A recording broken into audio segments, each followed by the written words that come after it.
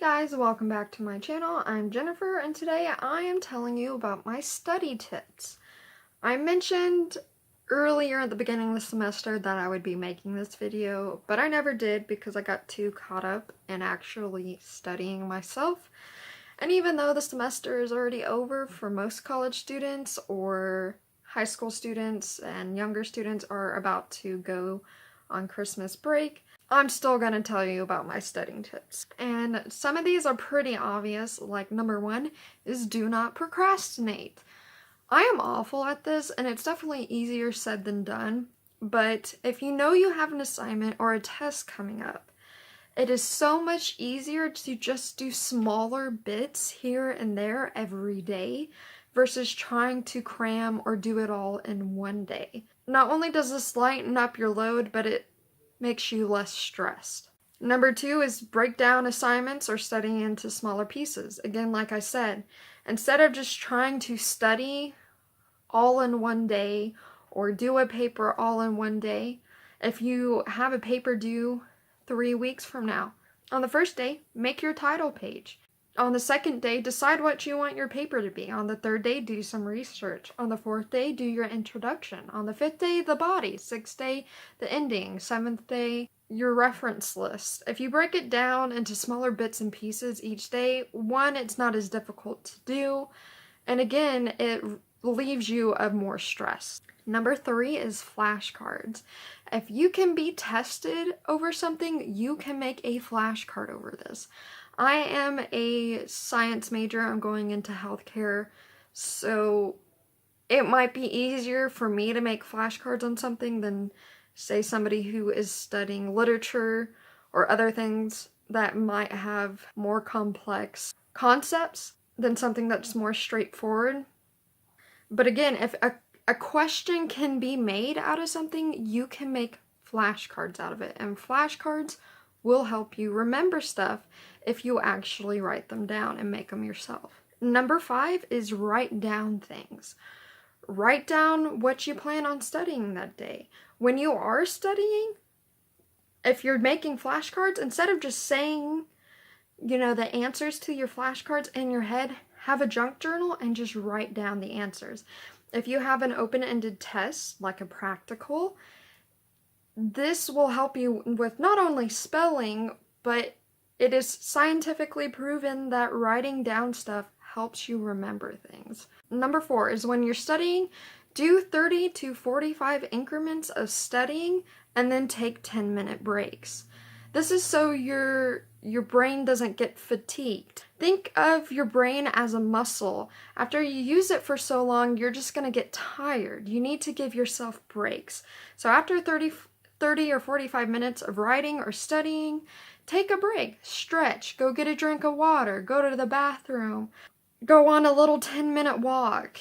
Just do something to stay hydrated and comfortable. Give your brain time to relax and make sure that you're keeping your blood flowing, because when you're studying, 3-4 hours at a time, eventually you're going to stop retaining information.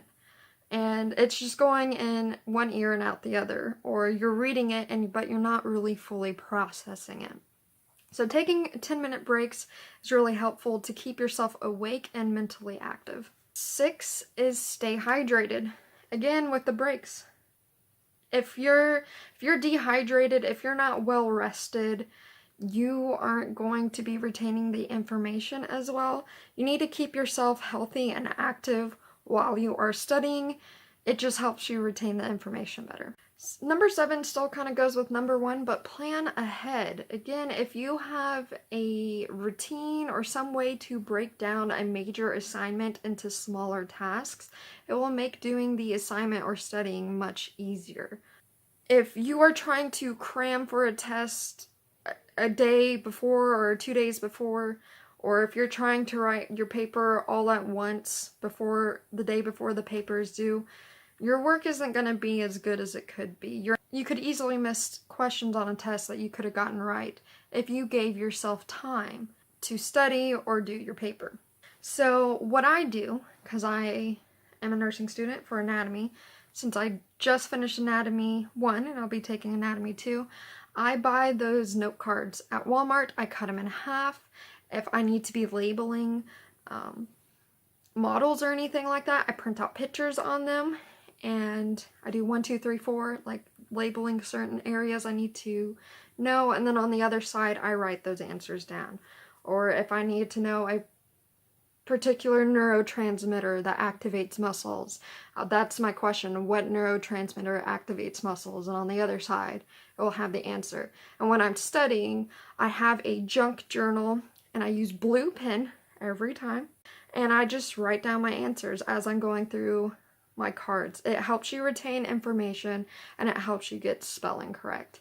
Again, I'll do 30 to 45 minutes depending on how I'm feeling, and I take 10-minute breaks. This makes me relax. I can get cleaning done in between this time, so I'm being productive throughout the day. Or I'll take care of my animals, I'll check on Pingu, whatever.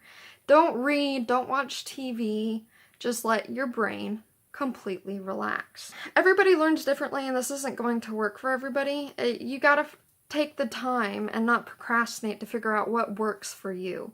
And I didn't have to study in high school. I didn't know how to study when I went into college, and it wasn't until 2 semesters ago I figured out how I need to study for me. And it is physically writing things down and in repetition, and give myself breaks and don't procrastinate so I have time to recuperate. This has significantly helped me. The first time I took Anatomy 1, I barely passed with a C. This time with the actual, not just because I'm familiar with some of the information already, but this time going around with the type of studying I did, I made a 97 overall. I almost made a perfect grade in my classes. And I think that just goes to show, if you put the effort forward and you know how you need to study yourself, you will see that progress or see that reflect in your grades at school.